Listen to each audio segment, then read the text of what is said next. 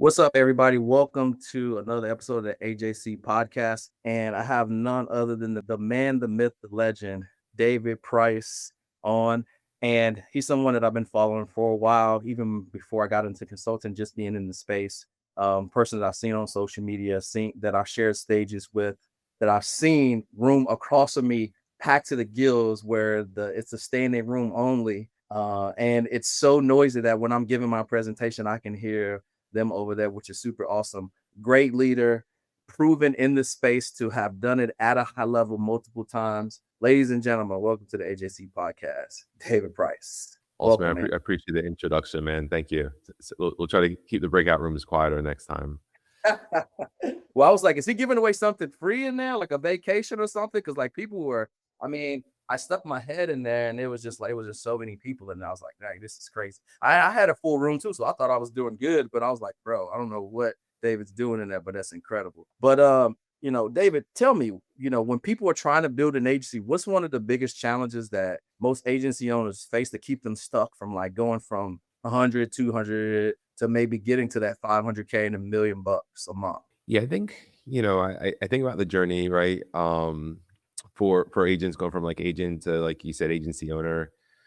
And realistically, what I've seen and experience, right? Because that's what we do is help people build agencies. Is they have like this comfort level of where they're gonna stop, and it's not that they're stopping. It's really they're stop spending and investing. That's usually what it is, because what gets you to $100,000 a month isn't the same thing that's going to get you to 200, 500, or $1 million a month in production. And typically you have to spend more. Like you need more employees, you need more recruits, you need more leads to create recruits. And the thing is, most people, they just find whatever that is. I always say, like, I have investing goals. So if you're investing $5,000 into building the growth of your agency, you're gonna only get so far, and then you'll stop. You'll stay right there. So for me, it's like, how do I spend $1 million over the next 12 months, right? So like those are things that I think about, because I know when I spend more money, I have more growth. Now, just spending on anything, you obviously have to know how you're spending it. But at the end of the day, like the money is the fuel that's gonna fuel growth for any company. I mean, look at any company. I mean, why do you think companies are on the stock market? Because they needed money for growth, right? Like they didn't go public and give away their company for money for nothing. They gave away it because they knew they needed the money for growth.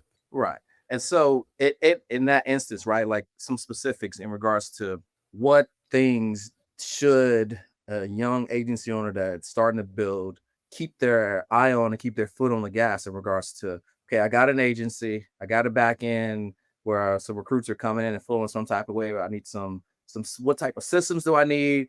Do I need, ads, recruiters? Like, what are some things that if you're saying I'm going to try to spend $1 million on, what are some of those things that I need to be reinvesting back into the business for it to grow? Yeah, so an agent that's successful, if you go to them and you ask them, how did you become successful, right? Like, we always see it all the time, right? Some agent writes like 80 grand in a month or $100,000 in a month, and more than a typical high producer, right?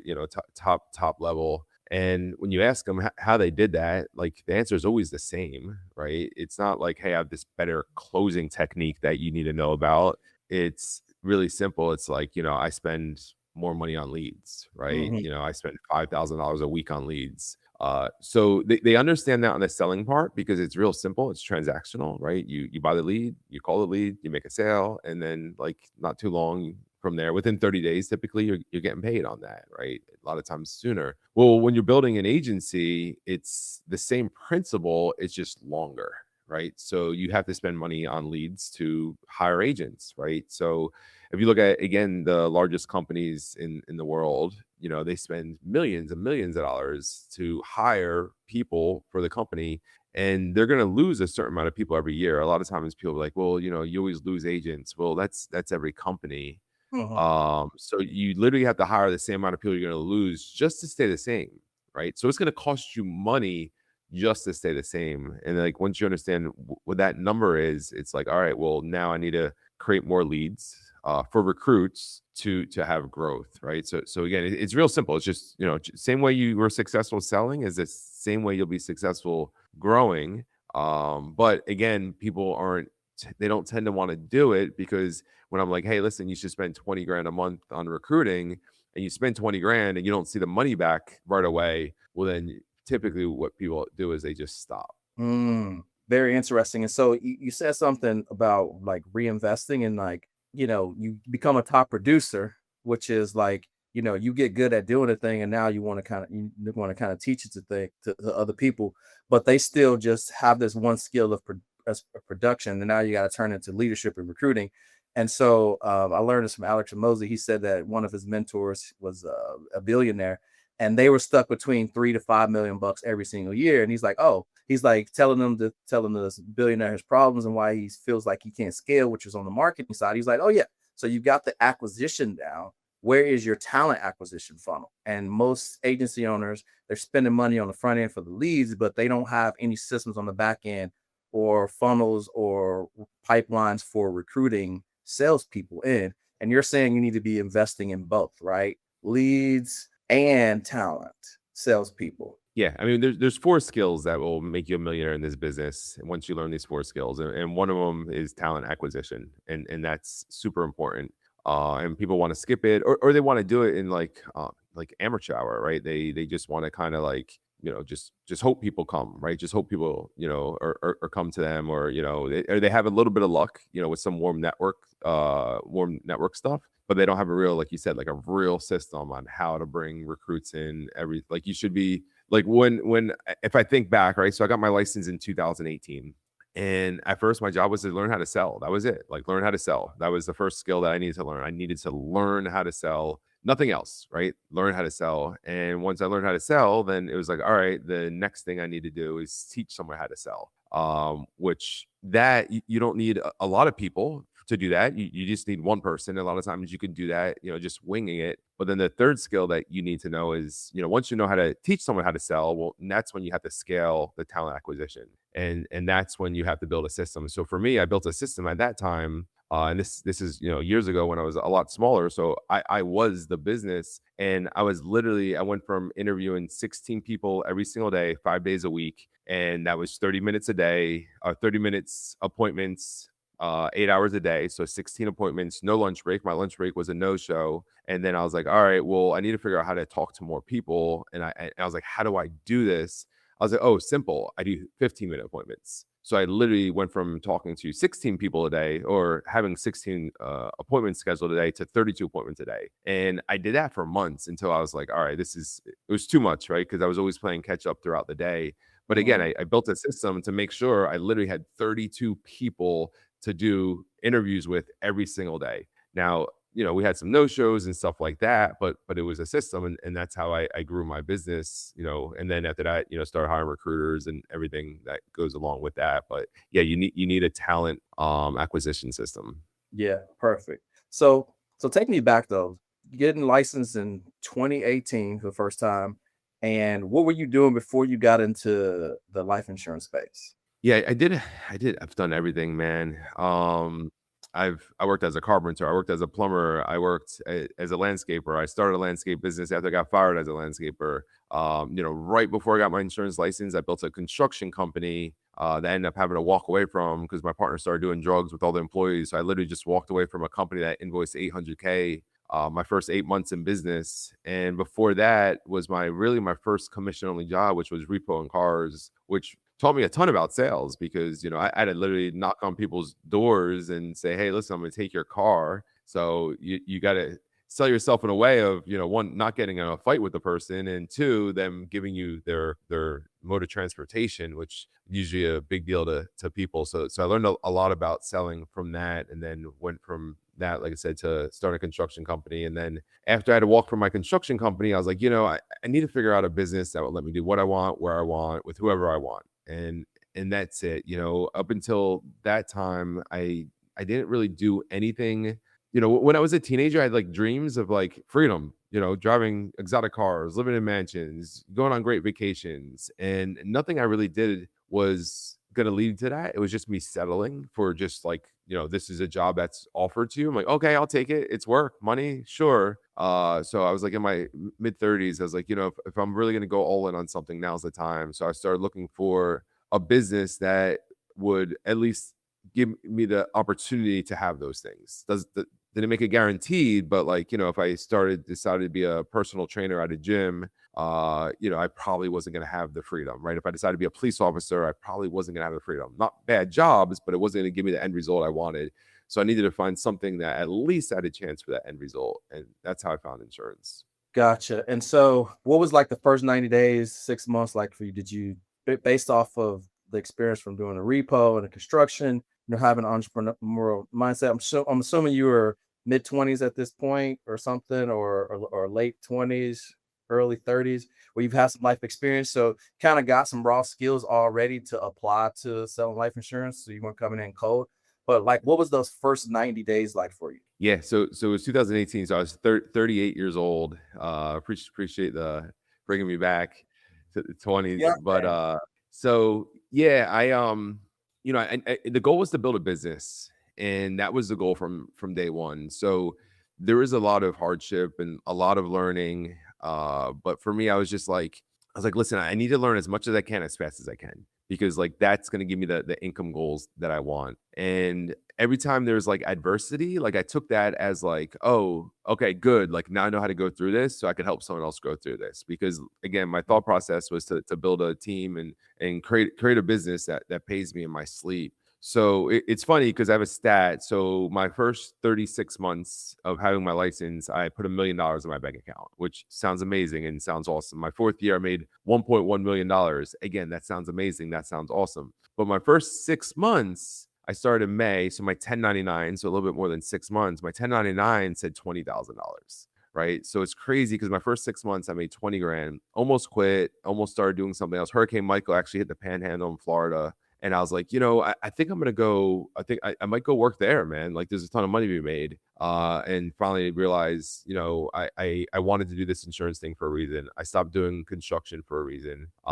So the first, like I said, 6 months I made 20 grand, but in the next 2.5 years, I put $980,000 in my bank account. Mhm. But it doesn't like it sounds so much different than what it felt like and what it looked like, because I had tears in my eyes for my first year.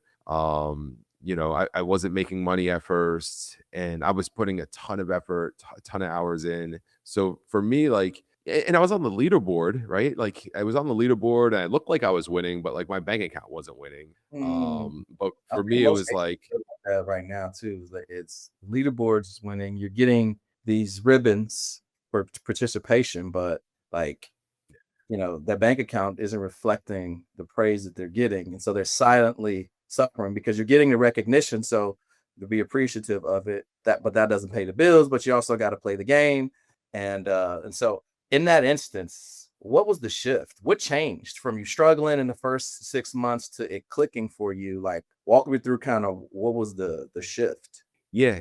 First, someone kind of funny. So I was going through savings, and I literally, like, my upline's upline. That's the person who hired me. I Right. showed up to his office. Hmm.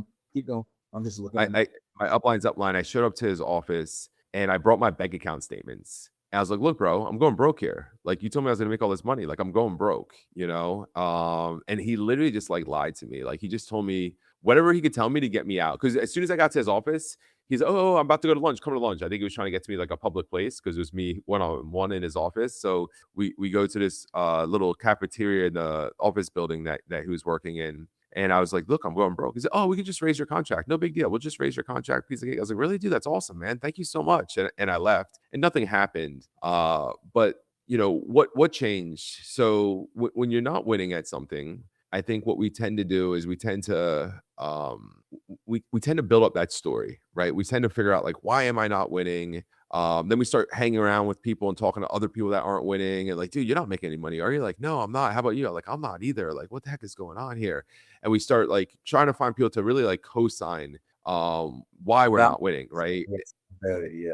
And we co-sign it in a way. It's like every other thing besides ourselves. So like I said, I was about 6 months in and I was really about to quit. So a hurricane hit the panhandle of Florida, and I got called up to do a short little job there. I used to do emergency power restoration, and I took it. Usually it's like a 10-day job. It's just provide emergency power while all the power is out. I ended up doing it for 3 weeks. I made 30 grand in 3 weeks. So I made more money that in 3 weeks than the 6 months I did selling insurance. And when I did that, my upline gave me a hard time. They're like, I don't know. I guess they thought I was quitting, like, even though, again, it was just a temporary job. But the one thing that really changed is I was like, all right, if I quit today, I can't say I tried because it's only been 6 months. And once I came to that realization, then I was like, all right, next thing is I need to stop looking at everything else. Like, I need to focus on just following what they say the system is. I need to stop worrying about the results and just worry about the activities. And I need to stop talking to people that aren't winning. And I realized it was my mindset. My mindset was making it impossible to win. So I made like a little deal with myself. The minute I wake up, I was putting something on YouTube that was motivational, right? So Mhm. like it was just streaming through my house, like listen like Eric Thomas, right? Like Yes. so when I left the house to go to work, like I was pumped. I was like in the best state. I forgot about yesterday. So the short answer is just fix my mindset. Gotcha. Okay, so you got motivation, but you still need monetization. So, how does the motivation and you changing the way you look at the opportunity? So, let me just unpack this. So, step one is you decided that you were actually gonna go all in and actually like give this a full shot with a full effort. Then you stop hanging around other people that weren't winning because there's nothing that you can learn from them because you're already not making any money. You're losing also, and start listening to other people that are winning and changing your circle. And then you started to inspire yourself, self motivate, self regulate, to get back on track. So you kind of blocked out all the distractions and you took full accountability for it. It's like, all right, I'm going to go all in and try to do this. Okay. So we got the self development part there. How does that actually translate into sales? Yeah, so, I felt like I was all in from day one, but the thing is my skill set just wasn't there, right? So a lot Mm, of times people think they could sell because they could talk, but the truth is they just don't know how to sell, right? They're probably talking too much. So even though I was putting in the hours, I was putting in the reps, I just wasn't getting the ball in the basket, And then the thing is like, even when I was 6 months in, I was like, dude, I've been doing this 6 months. Who do I think I am? Like, why do I think I should be rich? Why do I think I should be making 200K a year? Because I really just don't know what I'm doing yet. mm, So it was really becoming more competent at what I was doing and being more patient with it. Right. I remember getting on my knees and like literally like praying to God, like for patience, because I realized like lack of patience was the biggest thing that was like causing like internal turmoil, which was helping me making it harder for me to be successful. So it was really, being motivated enough to go through the process long enough to gain enough experience to learn what it actually takes to be successful, and not just going through the motions, but being intentional with everything that you do. Because a lot of times people are going through the motions. Like when there's agents, oh, I dialed the phone 500 times yesterday. Be like, all right, what happened? I booked 20 appointments. Like, hold on, you're supposed to call them. Why did you make appointments? Oh, they said they were busy. I'm like, all right, cool. Let me know how many appointments show up tomorrow. Well, none of them showed up. Okay, so did we learn anything about appointments, right? So they had them on the phone, but they just out of fear, right? I think it's fear. They just let them off the phone because they mhm. gave them a reason to like give them their out. Nice. Yes, understandable. And so it's like being very intentional about every little intricate detail of the business. Being intentional about the mindset, who you're hanging around, the actual quality of the activities that you're doing instead of just like going through the motions. And just kind of being aware of that. But I feel like everybody's just kind of hoping and praying that is this going to go well if we just run this play through this playbook, and like everybody's just kind of wandering around sometimes. Like, what are we doing here? Like, y'all need to wake up. And so that's one of the reasons why I even got into the lead gen space in the first place, because I was just so frustrated that it was just like everybody was telling me to do it this one way and that this other way wouldn't work. And I was like, well, I mean, of course it works, but like, my question is, why hasn't anybody over here figured it out?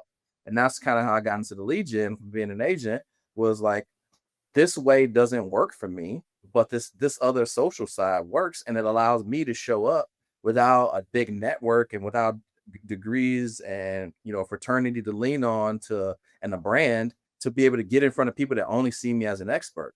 So I understand that. I guess take me through.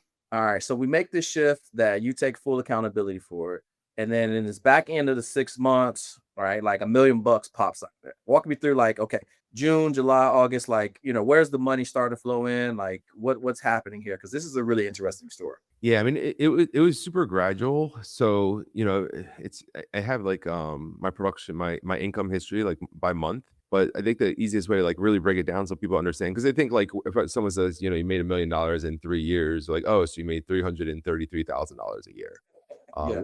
which Is isn't that how insurance works at all. That's how a job works. That's yeah. not how insurance works. So my first full year, my 1099 was over 200. My second was over five, and then my third was over 700,000, and then like I said, my fourth was 1.1 million, and continue to go from there. So really, like if I look at the months, it's crazy. You see, like January might have been like $4,000, then February might have been like five, and then like and then just like gradually just moved up, Okay. up and then until I started having six-figure months. Um and it's really crazy because it's what's amazing about this business is the compounding. And you're not going to compound as an agent. Like you have to be an agency owner to compound, and you have to understand that. But the thing is, so many people, they don't really, they're not intentional about building a business, or they say they want to, but they have no system, or they have no one coaching them on how to do that.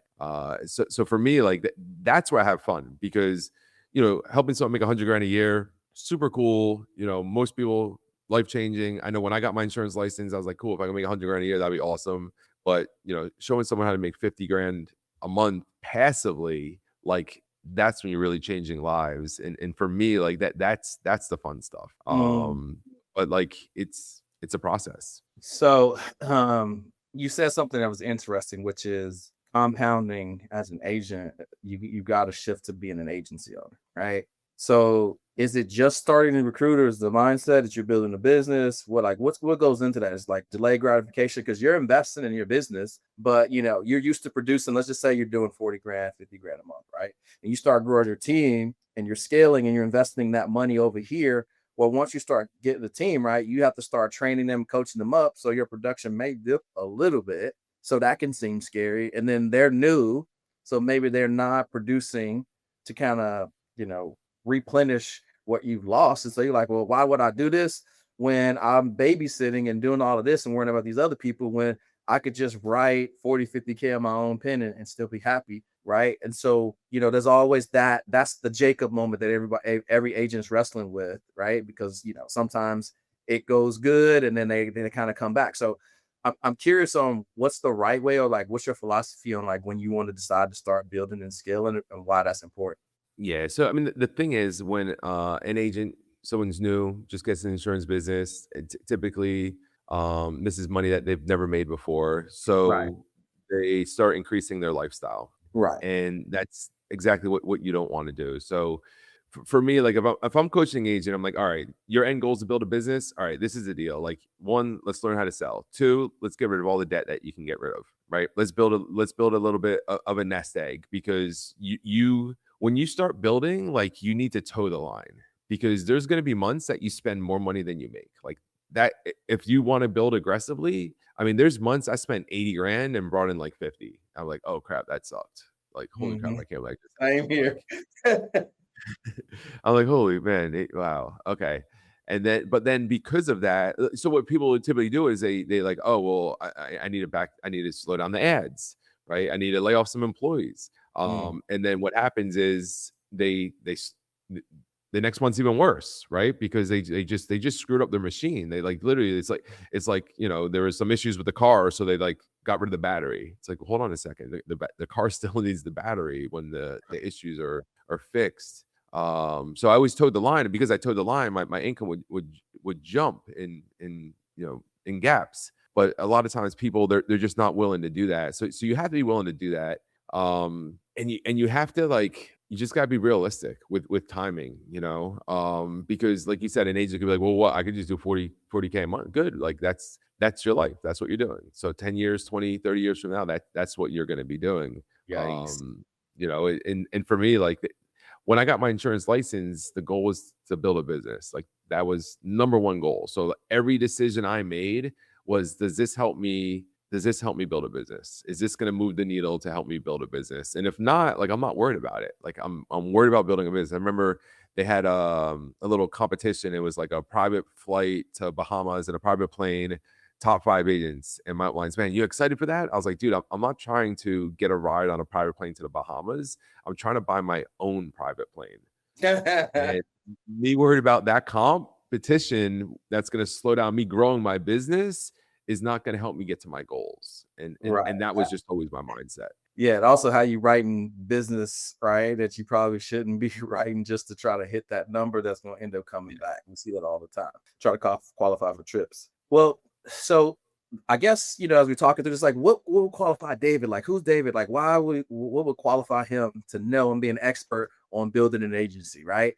And so I think you've done this multiple times, though. You know what I mean? Can you walk me through the journey of like you've had some agencies and like started IMO and like all of this stuff for the people that may not know? Yeah, so I got my license in 2018, started 80% comp, working with one carrier, one product, didn't know anything about insurance, no kind of hookup or anything like that. That was 2018. 2023 did $15 million in issued business. Right. So that was just four full years later. In 2024, decided to start my own IMO. The carrier I was working with cut my contracts. So I had to start all over again.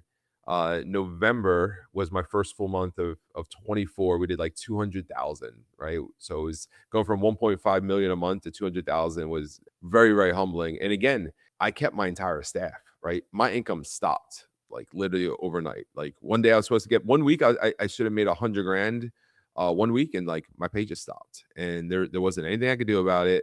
And I think most other business owners were laid off all their employees. And I toed the line. I was like, all right, well, I'm going to need these employees when things get rolling again. So we're just going to make this work. First 350 days, we did over $10 million in production.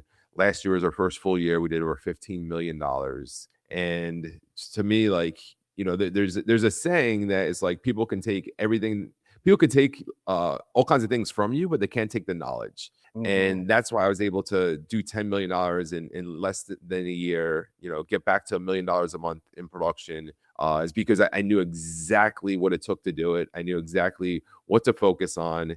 And even though I wasn't making crap in the beginning, spending more than I was making. So I was, wasn't not making money. I was losing money. I knew exactly what it was going to take to keep going. And so for me, um, this business is so simple once you really understand what levers to pull and how long you got to pull them before you start seeing this success. Yeah, man.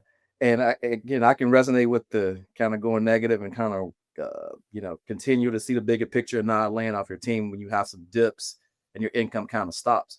But that also takes some balls, right? Because it could either go great or that could really just like take you out and you could be another situation. So what gave you the confidence to really kind of stick through it and just kind of press the gas? Because sometimes you just gotta use some momentum to go through it. And sometimes you gotta like be delusional to just not keep looking at the bank account or whatever it is, because that is just tricking your mind that like it's gonna just the brain tricks you to see everything is danger, so it starts playing these infinite loops. But I'm curious on what gave you the courage to stick it out, to hold your team, to double down, and to press forward after you lost carriers, after you got all of this payroll, after you probably the month before, right? It's a great idea. You double down and invest in it and start to use some of your savings to pour into your business. What gives you the confidence to just continue? Yeah, I mean, it might be stupidity, delusion, Definitely it's delusion for sure. it, it's a funny question, but when I think about like when I was in that situation, because obviously it was like super, it's really going from making six figures monthly passively to zero, to losing money, right? To losing money. It's definitely a tough situation. But I look at like what choices did I have? And one was to keep moving forward, which was obvious choice. And then the other one was to like lay off my employees that been with me for a while. That helped me get where I was at. That helped me get everything that I had. So for me, I just always choose people, right? So when it's like, man, I just don't know what to do. It's like, all right, well, what helps the most people? And Mm. laying off employees, and because I mean that could have been the smart play, right? Hey, listen, guys, listen, I don't need you right now. When we build back up. I'll call you up. Like that that just, I don't know, that didn't sit well with me. So I took a big chunk out of my savings account, put it into my business account, and I was like, all right, hopefully this works. Hopefully Yeah. this works, and I don't have to do this too many more times before I run out of money. And Right. and that For was and sure. that was it, man. And I shared earlier that I walked away from my own construction company, and I didn't get into details with that, but I started a construction company. My one friend at the time was out of work, and I needed someone that knew how to do estimates. So I made a mistake by giving 50% ownership of the company if he did the estimates for me. That's one of my first major business mistakes, and I had no say over him because I literally gave him 50%, which again was a mistake. And I remember we were 8 months in, we invoiced 800K our first 8 months in business. So obviously a huge success. And I remember talking to my accountant. I'm like, dude, I don't know what to do. Like, he's doing drugs. They're all doing drugs. Like, this isn't going to go well. It's like, you need to get rid of him. Like that, the problem's not the business. It's him. Part The business is doing great. And I just didn't see how I would be able to get rid of him. And I wrestled with this for a while because we were living together. The business was paying for the apartment we were in. The business was paying for my truck. The business was paying me. So without the business, I don't really have a truck, or I don't really have a home. And finally, I'm just like, do you know what? Like, I'm just walking.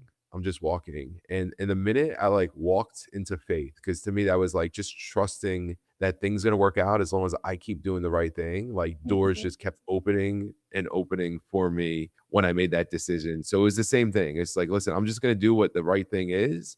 And no matter how scary or weird or how painful it may be, like God's got me covered because He always has. And I just walked in faith, man. And as long as I keep doing that, man, doors just keep opening.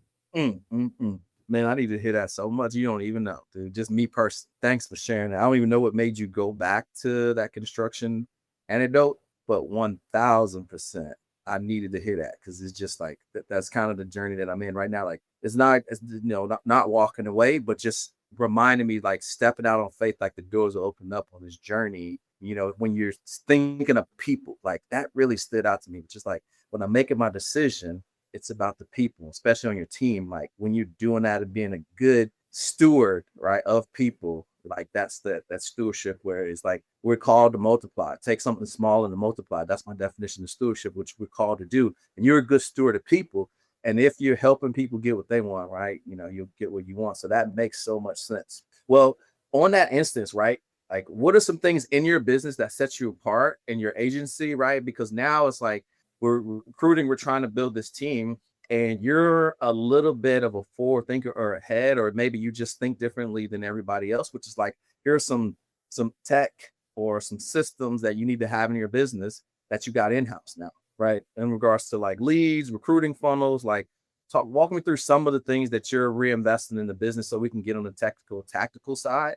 So if somebody's watching, it's like, all right, I want to go from zero to $1 million also. Like, what do I need to do? Yeah, if you want to go from zero to $1 million, the first thing is you need a lead system that you could trust, right? That's going to fuel your business. So when I decided that I was going to start my own IMO, the first thing I want to do is create a lead system for agents that they can trust, right? For me, that was really important. So I put a lot of effort, a lot of work. I mean, it's probably the reason why I have more gray hair now is because I decided to take that on, because that it's a whole nother business, right? But leads, like, Leads agents part, need leads that can. What's that? the leads part, is that what you're saying? The leads part is a whole Yeah, nother the business. leads part. Yeah, yeah, like making sure your agents have leads. Yeah, I mean, we're 8,000 leads a month. We get out, right? So, and that's to hundreds of different agents, right? So it's definitely a big thing, that big project that I took on, and that's continued to grow, because at first, like I said, we did like 200,000. So our lead program has been growing with the IMO. So Yeah. leads are super important. And Can I then ask you the about that next real, thing is, yeah, real of quick? Can I course. ask you about that? Because I think sometimes agents get into it. It's like, I want to have my in-house leads because leads are getting purchased over here. And they're like, okay, I can make a little bit off of it. And it just seems sexy to like have the leads in-house because it just sounds sexy. but it's not lead business isn't as sex. I know I talk about it too because it's kind of my business, but it's not as sexy as it is because now just another thing that agents can come to you complaining about the leads they're in house. Where before, if they were buying somewhere else, they're complaining to that person. Well, now they're on your team and they're investing in the leads in your thing, so now they have another thing to kind of complain about. So, how do you manage all of that inside your business? Yeah, so let's make it unsexy real fast. So I could help out with that. Yes. So I lost 30 grand last month, right? So how do you lose 30 grand selling leads? Real simple. Meta raised prices last month. And for me, my Yes. money's made by selling insurance, not leads. So I got to keep rolling. So every time someone bought a lead, it cost me money because they were buying the lead at less than what Meta was charging me. So I was Yeah. literally averaged $1,000 I lost every single day. Now when you see that happening, and I've definitely lost money, you look at it like, oh crap, I lost $1,000 yesterday. Well, hopefully that doesn't happen again today. And then 30 days later, you're like, holy crap, that happened every day last month. Yeah.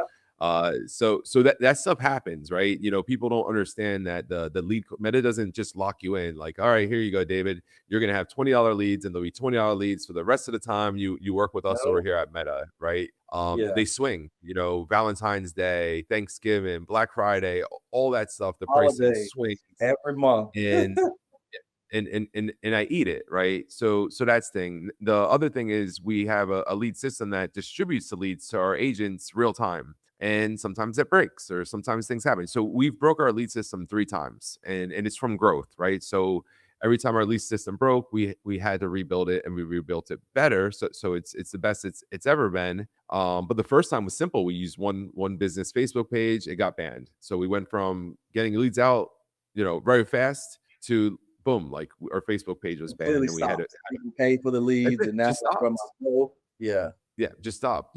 So those things, like I said, it is a separate business. And I do know a lot of people in this business. So I reached out to some people, and I was like, man, what do these bigger lead companies do when the price fluctuates like that? And this company that I was checking on, I mean, they lost 6 figures that month, right? Pay And 6 figures. lost 6 figures that month, yeah, because of lead costs. Now the following month they've made a lot more, but like that's how it goes.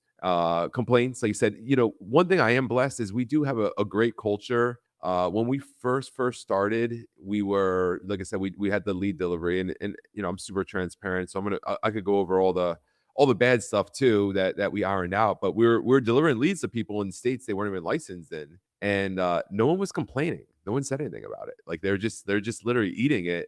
And then I like found out, I was like, really, guys? You should have, because I replaced every single one of them. But if they let me know the problem sooner, then like obviously it would have cost me a lot It less doesn't cost money. you But money because you got to deliver 2 leads instead of 1. Well, I guess that's yeah, the thing.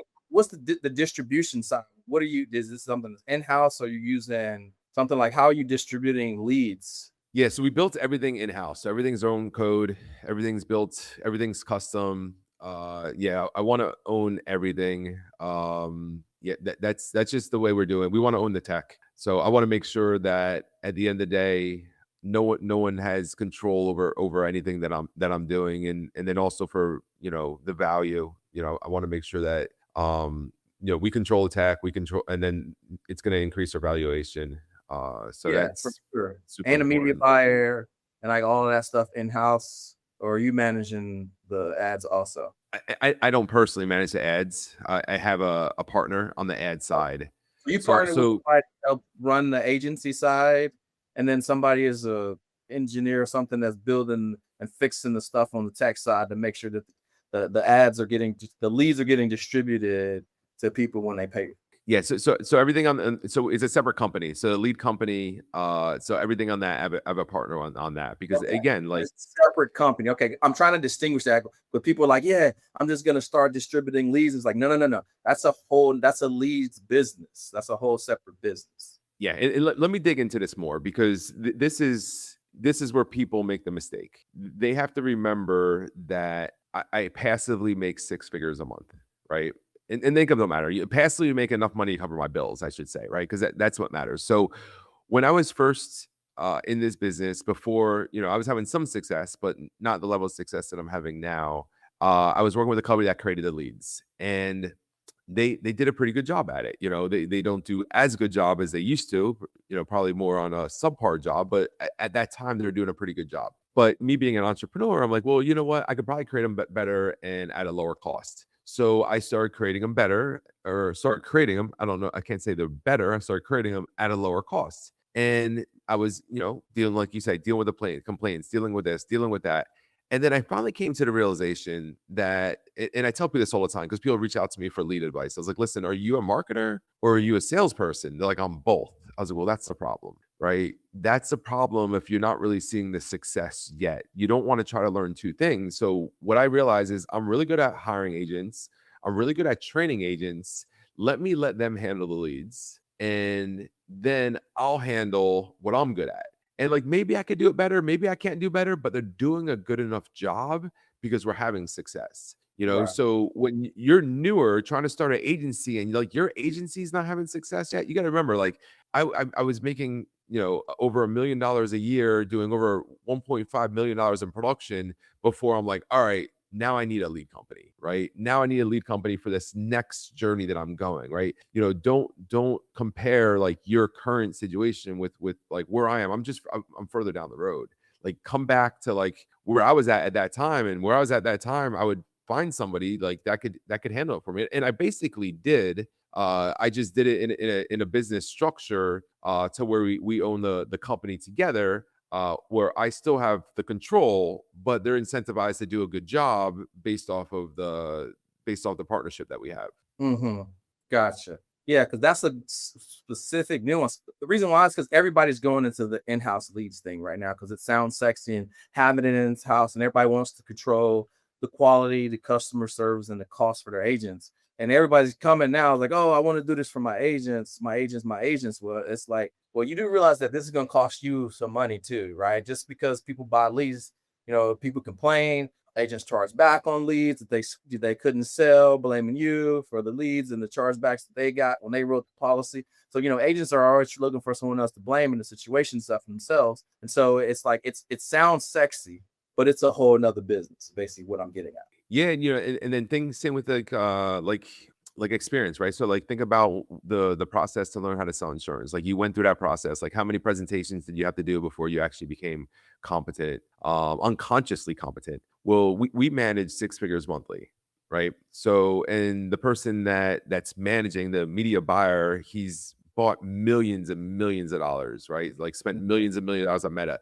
Do you really think you're gonna like take a course or like jump on Meta and like Not you're right just going now. to be as good as this person that spent like you're not going to be as good as this person, like you're not going to catch up because we're learning new stuff every single day, right? Because we manage a ton of budget, right? So like that's going to make a big difference on experience. So you're just not going to do the same job. So you're better off finding somebody that can help you with that, or joining an organization like mine where we got that covered for you. Like, okay, cool, we got that covered. You hire some agents and train some agents and we'll make sure they got some people to talk to. Simple. Yeah, for sure. And so now we cover that in-house thing. Now so then we got the sales acquisition system where we've got client acquisition rolling over here, but now talent acquisition now. So like what's your methodology in regards to recruiting? Like one of my friends, Rob, he does these large in-person events to do some group recruiting, excuse me. What's kind of your model that's been proven because it works and it scales fast? Like what's the process that you're going to build your team so fast? So not just build it just to build it, but like some people that I met, I'm like, man, these people are sharp. They're like my ideal clients. Like how are you attracting, what are you investing in regards to building your agency, your IMO, excuse me. Yeah, the first thing is like in your own reputation. I think is a big one. Mm, I see a lot in this business. People will tell somebody whatever they need to tell them to get them on board.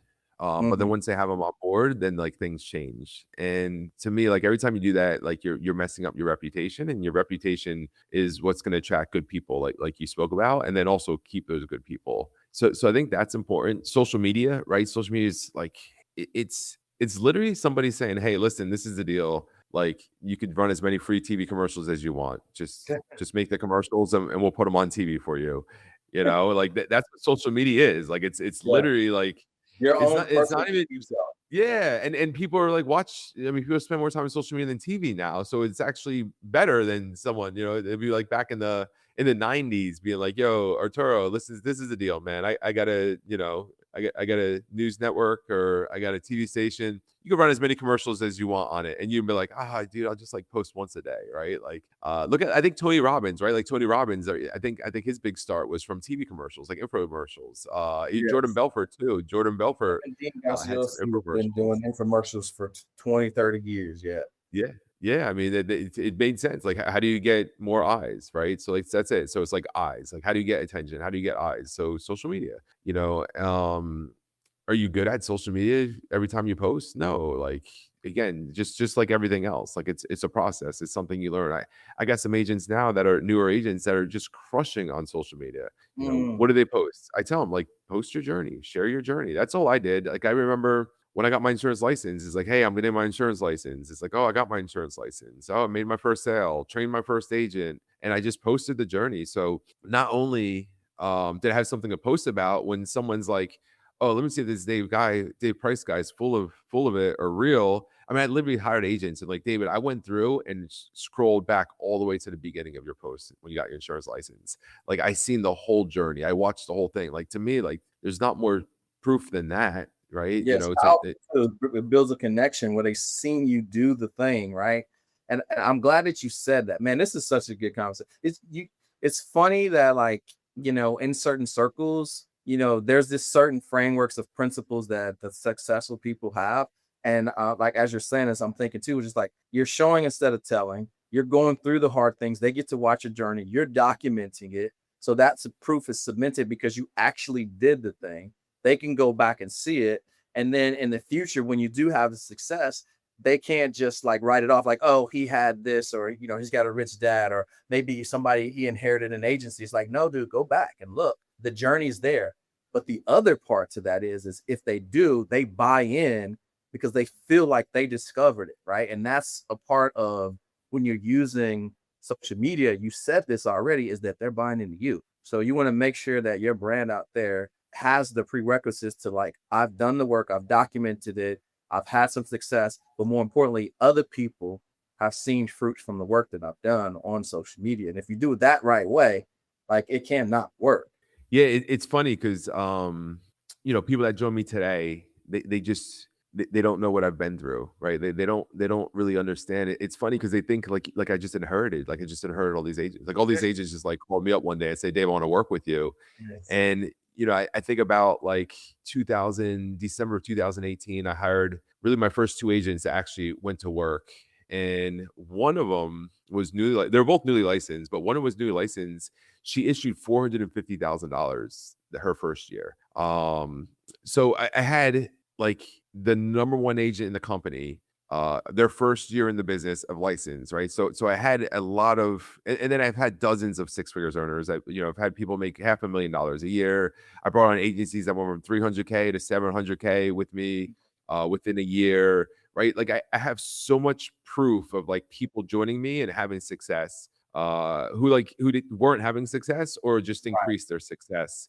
And for me, like that's what I do. But now, since I'm like so far from that, it's like people they question it. It's like, oh, does Dave know how to teach someone how to sell? Does Dave know how to do this? Right? Because now my time is really spent building systems so people could grow and scale their agency faster.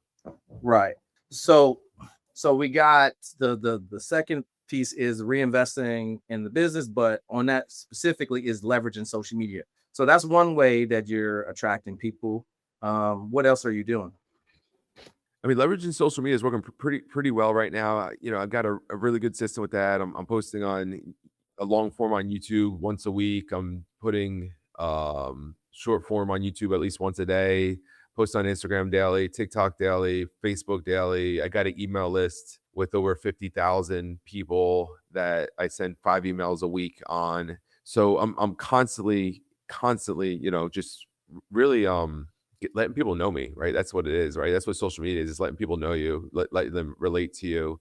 So I'm doing that. Then we send a good amount of DMs out daily, and then we're attracting people come to our website, just clicking links. So we're hiring about 70 people a month just from social media right now, just from organic Mm. social media, which is And really cool because it's like, just seeing that machine built is pretty cool. how many people do you got total right now? We got about 1,300 agents. Okay. So I want to make sure I get that because like 70 people a month, and this is all from you posting. And essentially, you built your personal brand, right? That's what you did since 2018. Is you've been building your personal brand by documenting your journey. And I tell insurance agents this all the time. It's like I don't know what to post. It's like post the things that you're going through. That's the trend. The trend is what you're going through right now. So you don't need to create content. You need to be the content. You're already doing the work. You just need to put. It's like, hey, this is what I'm doing today. Hey, I just contracted 2 other agents. Hey, I just got this other carrier. Hey, I just had 2 no shows. Here's what I'm going to do in the meantime. I got these leads or whatever. I'm going to go do X, Y, and Z. And it's not all about the highlight reel. It's just really letting people see what you're actually doing all day because they can trust that.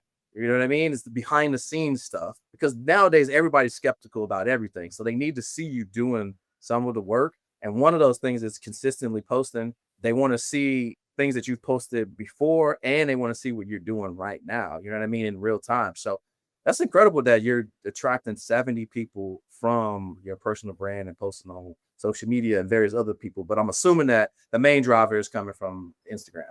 Yeah, I mean, we're tracking a lot more than that. I mean, we're actually contracting. So 70 I'm people sorry. are Yeah, monthly getting contracting agent stuff. numbers. Yeah, so we turn away quite a bit. So yeah, I mean, I don't know what the number is that we're actually attracting because I just pay attention to the hires. So that is yeah. I mean, I've done ZipRecruiter. We're doing ZipRecruiter for a while. ZipRecruiter was my bread and butter when I first started, but the thing is, like, when I first started, I didn't have a personal brand, right? I was building it. So like ZipRecruiter was great because I was, talking to people looking for a job, which is what you want to do. But the conversations are different now, right? So if someone reaches out to me on social media, I mean, I could hire them through a text message, right? I don't even have to jump on the phone with them because they followed me for so long. The trust is there.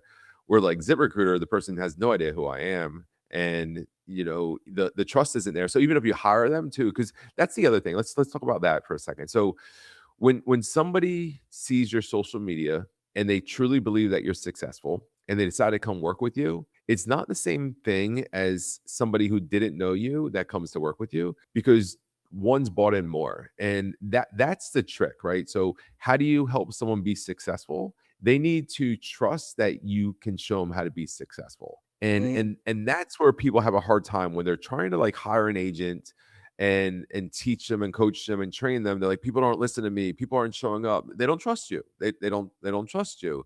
So social media helps with that as long as you're like being truthful and transparent. So the other thing people don't realize is that um people aren't dumb, right? And everyone's a skeptic, so they're always evaluating you, right? So that's one thing I'm real big at is, if somebody's gonna be a manager and they're bringing on people, like, you need to be real, like, you need to be the real deal. Like, if you're not leading from the front, if you're not like really really able to do what you're trying to tell someone else to do, like, stop it. Like, figure that out first and then bring people on. Figure that out first and then offer to hire some people. But like, if you can't help this person, then stop faking it.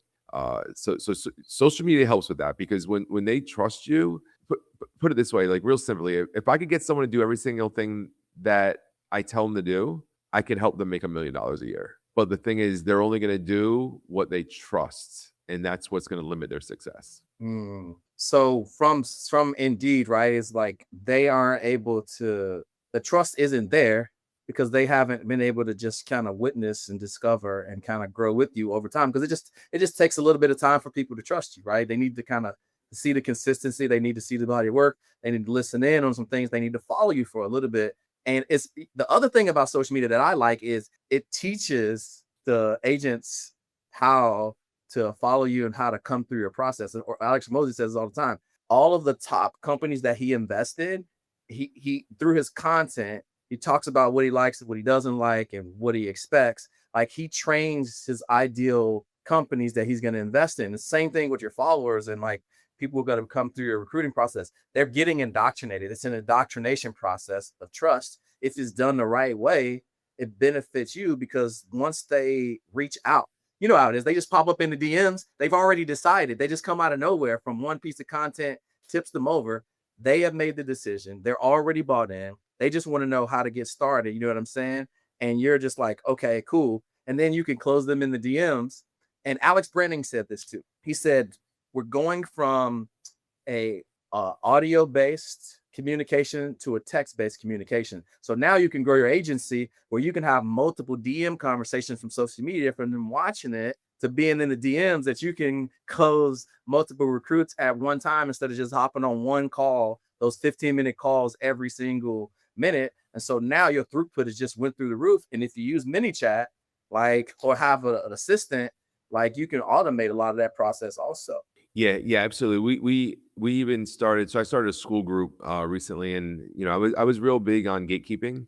This is my information. You got to join us to get it. And then exactly what you said, I was just like, let me just train these people. Let me train everyone. Let me give all the information I can. If they want to work with me, they'll come work with me. So I started a free school group, and I have access to me, access to courses that I created, access to scripts, access to all kinds of stuff. So the idea is, hopefully they like me enough and they get enough value from everything that I give them, that they're like, all right, well, maybe if I work with this guy, I can actually get more value. So same thing, same Hermosi play, and it's definitely been working, and I just got started with it. So I'm excited to see.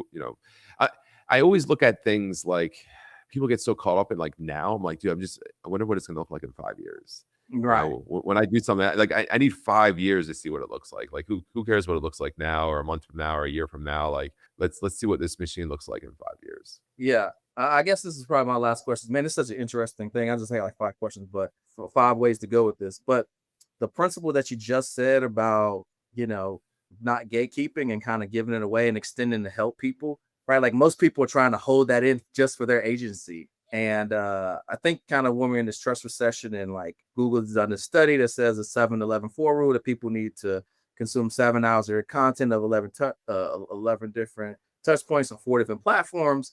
When you have a school group, you got emails, you got your Instagram, right? You got text, you know what I mean? You got text. So now your people are spending more time on brand, and they're getting a result from you. So that activates reciprocation, because you're creating this reciprocation of debt that they may need in regards to that, because you're helping them for free. And if they can get a result from it, then the obvious choice is that they probably should come and work with you. Imagine what it's like if they were under your leadership in your agency, how they can scale their business. And that's my perception from the outside looking in. I'm curious from you, why do you think that the school group is working for you? Yeah, because I have people reaching out, right? I mean, it's I didn't know what it would be like doing it, and I always got to be really particular on where I spend my time. It's real simple. I think a lot of entrepreneurs, we get caught up in side quests. So it's like, all right, well, is this going to help? Is this going to help more people, right? Is this going to help people? Because I have a Facebook group as well, and I wish I had more success in the Facebook group. But a lot of times people just, they like joining things, but they don't like participating in the things. It's amazing how many people want help to be successful, but like how hard it is to like actually get them the help. Like they don't take it. I could do an email blast or something, or post something and say, hey, listen, I'm going to answer any questions that you have, on how to be successful at X, Y, and Z. And a lot of people register, right? But like, not all of them are going to show up for it. They'll have something that they're busy for, or something that comes up. But for me, yeah, it just, I put the school group together. We got over 600 people in there now. We do have some paid memberships, where you can get some one-on-one mentorship from me, or small group mentorship from me. But ultimately, I'm enjoying it, because we have some agents that keep showing up every single week for the group meetings, and just seeing the progress, seeing the success they're having. So that's cool. Like, I really enjoy coaching when people are coachable, right? Because I do like seeing progress. And then there's people that they join the school group and they like what they see, and they'll send me like a DM and be like, hey Dave, I'd like to interview with your team. Like, what do I got to do? So that shows me that it's working. It's working on both levels, because ultimately I know, like, I truly know, whether you work with me or not, the more people that I help, the more successful I'll be. Or sometimes maybe it's like, the more I help people, the better I get at helping people too, right? So to me, Mhm. that's also a positive thing as well. Yeah, man. Well, brother, I knew this was going to be an incredible podcast. I appreciate you for even saying yes to this, reaching out as busy as you are and on the schedule. But if people are watching this and they just want to kind of follow you a little bit deeper, because obviously, having an email list of 150,000 agents to email this out, to be on your journey, where are some places on social, Instagram, YouTube, where people, if they want to just take a deeper dive, get a closer look at who David Price is, where can they follow you? Yeah, of course. So David Price Official is my Instagram, my LinkedIn, my TikTok, my YouTube as well, David Price Official. And then we got some free resources on the pricegroup.io website. Again, just trying to give out a bunch of free stuff. So any of those places you could find some stuff and hopefully learn how to make more money and learn how to make more money easier. Yeah, for sure. But David, again, man, thanks for being a guest on the AJC podcast. This has been absolutely phenomenal, brother. Thanks again. All right, guys, we'll see you on the next one.